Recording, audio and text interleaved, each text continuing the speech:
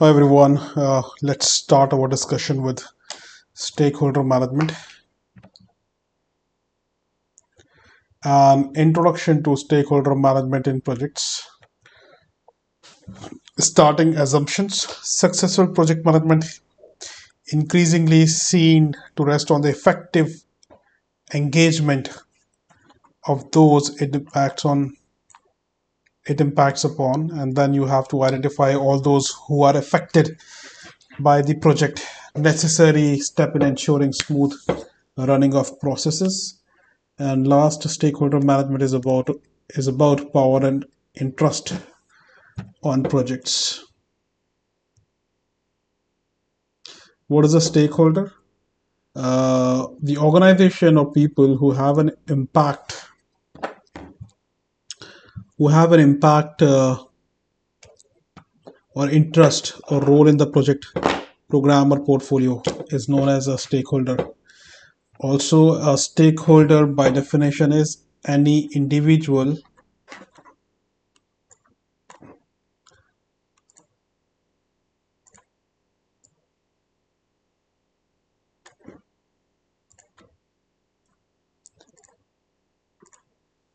A stakeholder is either an individual, group, or organization who is impacted by the outcome of a project. They have an interest in the success of the project and can be within or outside the organization that is sponsoring the project.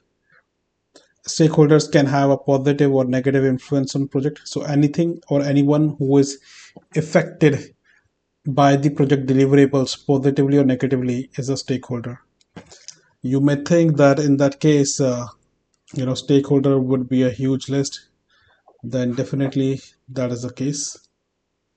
Who are stakeholders? If it is a project leader, line manager, senior management, project team members, project customer, resource managers, product testers, project user group, subcontractors, third parties, they are all your stakeholders. Internal and external stakeholders. Internal stakeholders are employees, manager, owners. People directly associated with the project and part of the governance structure are known as internal stakeholders. External stakeholders are suppliers, society, government, creditors, shareholders, customers. So people outside the project team, they are part of the external stakeholder group.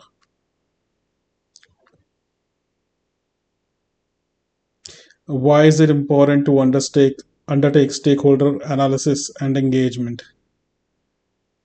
And why we should listen to stakeholders? Because they have a direct impact or huge impact on the success or failure of a product project deliverables. This is an example of Neo Coke. Let's understand what went wrong with this Coke. So if you see, this is a case study. Coca-Cola bets everything on New Coke. On April 23, 1985, Coca-Cola Company Chairman CEO Roberto stepped before the press gathered at New York City Lincoln Center to introduce the new formula, which he declared to be smoother, rounder, yet bolder, a more harmonious flavor. New Coke tasted sweeter and more like Pepsi, is what the press said, which CEO of the Coca-Cola company did not agree. And then what they did, Coca-Cola discontinued its 99 Coca-Cola discontinued its 99-year classic recipe and locked formula 7 times away in an Atlanta bank vault with the intention that it never see the light of the day. Some may choose to call it the boldest single marketing move in the history of packaged good business. As per Roberto, they simply call it the surest move ever made. Now, what went wrong is that New Coke falls flat, while Goizuto and Kyo toasted each other with cans of New Coke, the news was already beginning to fall flat. On the New York Stock Exchange, shares of Coca Cola dropped while those of its rival rose. Pepsi gave its employees the day off and declared victory in full page newspaper advertisements that boasted, after 87 years of going at it eyeball to eyeball, the other guy just blinked. New Coke left a bitter taste in the mouths of the company's loyal customers. Within weeks of the announcement, the company was fielding 5,000 angry phone calls a day. By June, that number grew to 8,000 calls a day, a volume that forced the company to hire extra operators. The outrage caught Coca-Cola executives by surprise. They had hardly made a rash decision unsupported by data. After all, they had performed 190,000 blind taste tests on US and Canadian customers. The problem,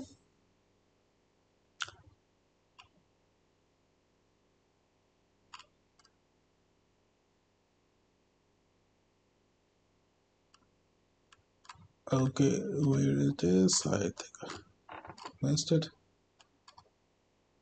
Yeah, the problem though is that the company had underestimated loyal drinkers' emotional attachments to the brand.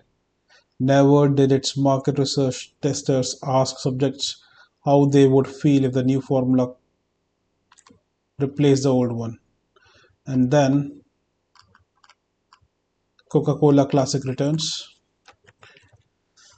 79 days after the initial announcement, Coca Cola executives once again held a press conference on July 11, 1985, this time to announce a mea culpa and the return of the original formula, which hardly had time to gather dust in its Atlanta bank vault under the label Coca Cola Classic. Our boss is the consumer, Keogh said. We want them to know we are really sorry.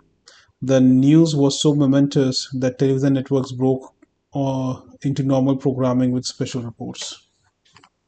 And Coca-Cola Classic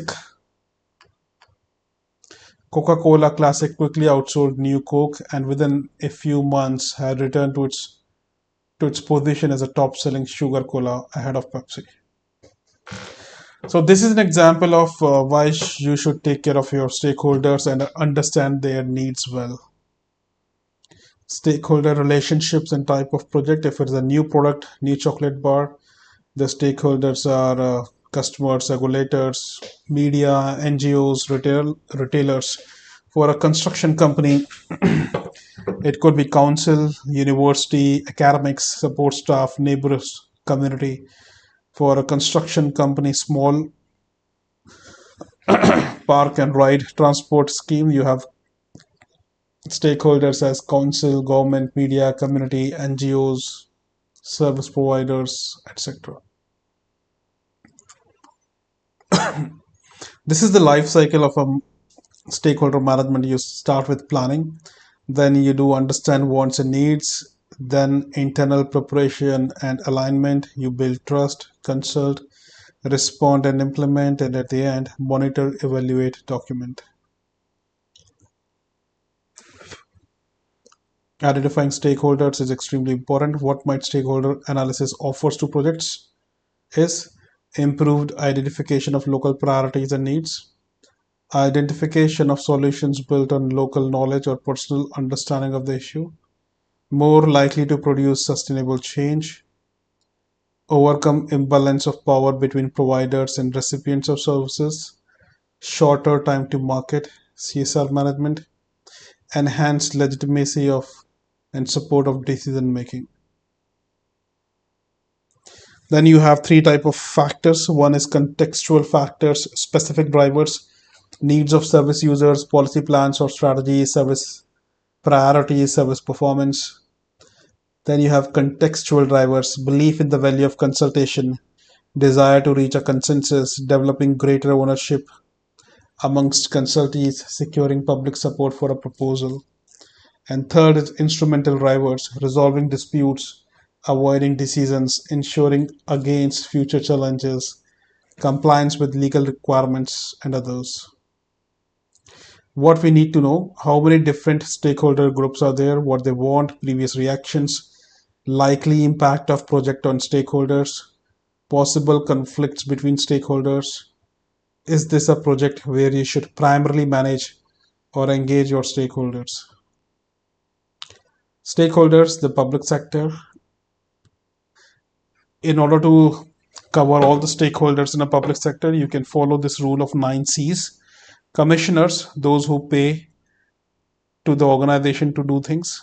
It could be a sponsor, it could be a parent organization.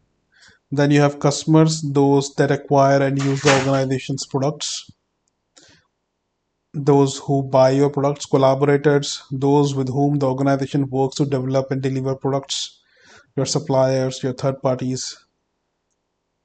Contributors, those from whom the organization acquires content for products, the suppliers of your raw material. Channels, those who provide the organization with a route to a market or customer, your retail distributors, your wholesale distributors for an FMCG company. Commentators, those whose opinions of the organization are heard by customers and others.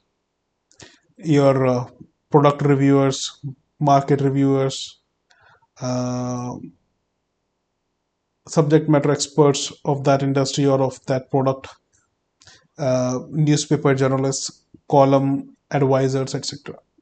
Consumers, those who are served by your customers. Patients, families, users. Champions, those who believe and will actively promote the project. And competitors, those working in the same area who offer similar or alternative services. So if you see, this 9C covers all the stakeholders by this nomenclature. Then you have examples like community development, urban planning, social care and health services, adults and children, etc. Let's move ahead. Stakeholder analysis tools, stakeholder power and interests, stakeholder salience analysis, stakeholder management strategy, managing stakeholders. If you see, this is a 2x2 matrix. On x-axis you have interest, on y-axis you have influence. Satisfy, manage, inform, monitor. It is also known as power, and this is a power interest graph. I will explain this through an example.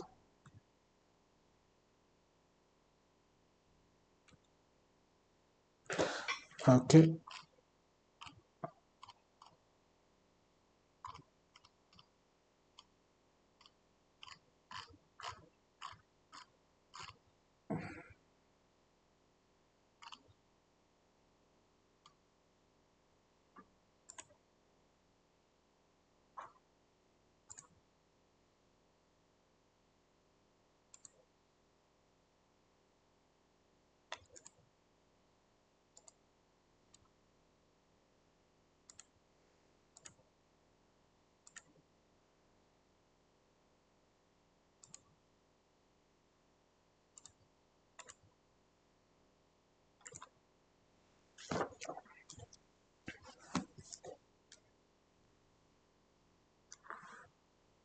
So this is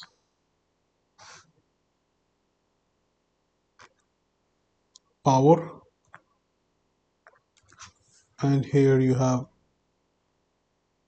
interest, x-axis, y-axis. If you have a high power and high interest, power is high, interest is high, this is the bracket. If power is high, interest is high, you need to manage them closely.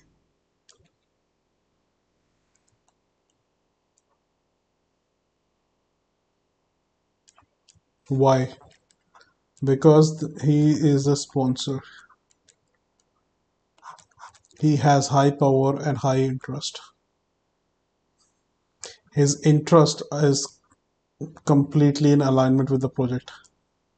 Then you have power is high but interest is low. For example, your boss's boss, some senior level manager.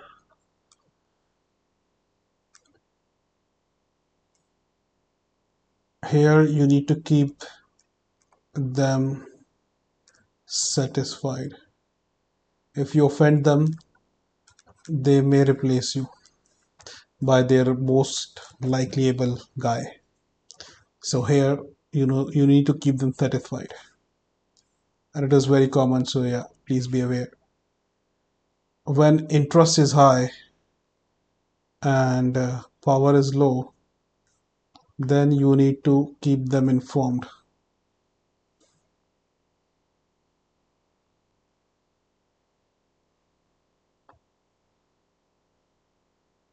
Why? Because they are curious. Curiosity. Examples: functional manager of other teams.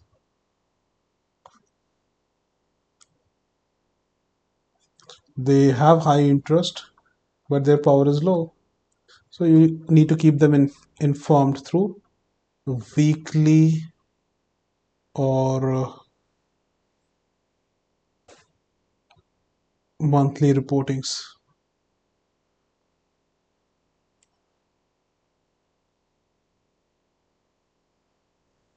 Then there is this case where power is also low and interest is also low, and this is just monitor them.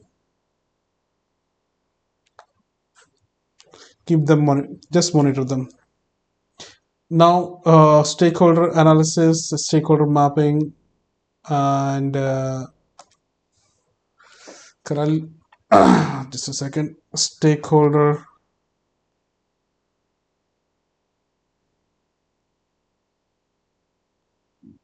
register is a live document.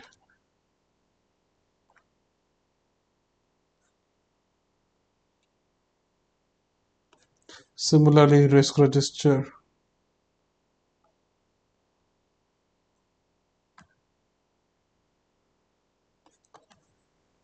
is also live document,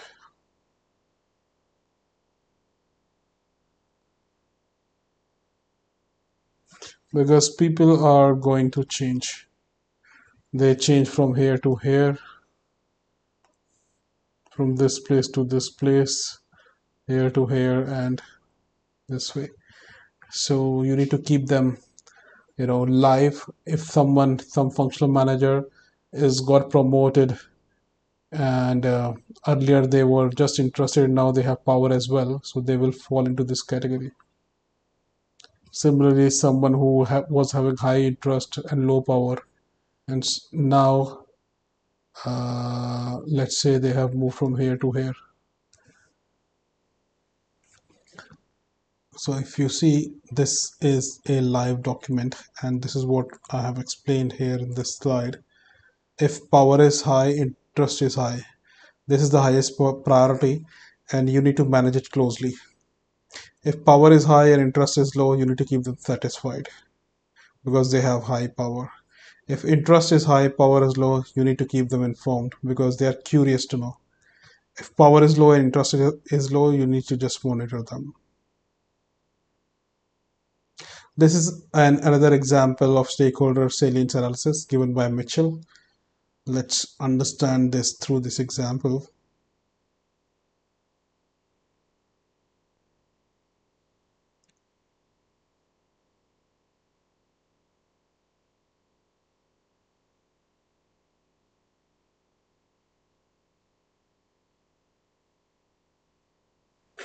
If you see, you have A circle of power, B circle of legitimacy, and C circle of urgency.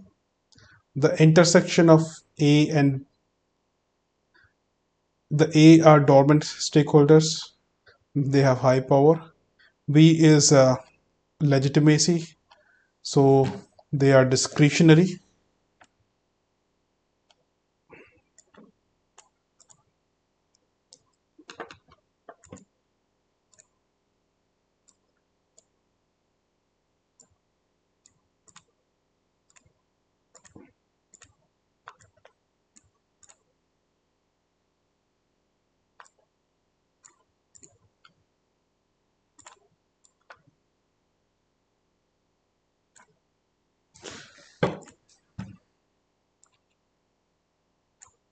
So A is dormant, high power.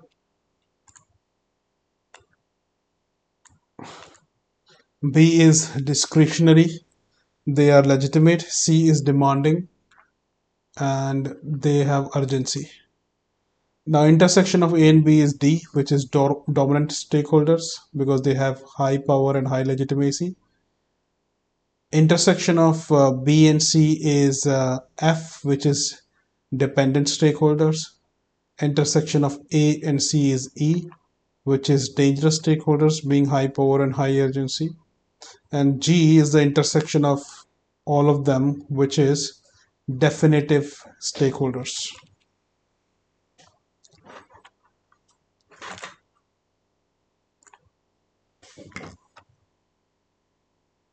This is what has been explained here in this diagram. So you need to, as a project manager, your job is to bifurcate these stakeholders into this category so that you can manage them well.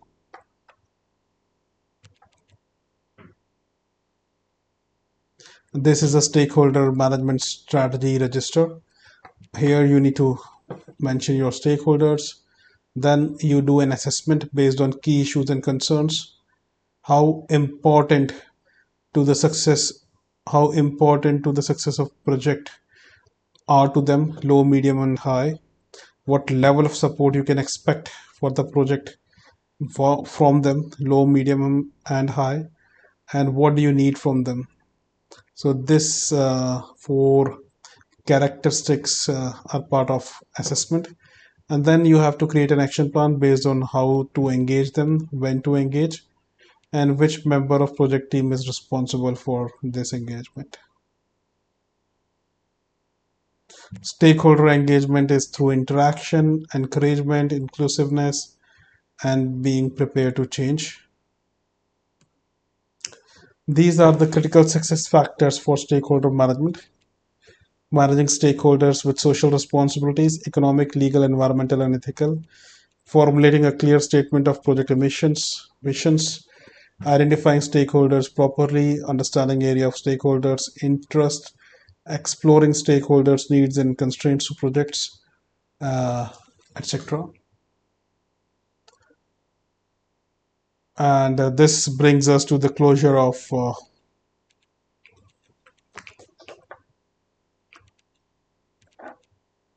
stakeholder analysis. And I hope you are able to understand it well, and I hope I'm able to explain it well. That is all for the day. I wish you a good night. Thank you.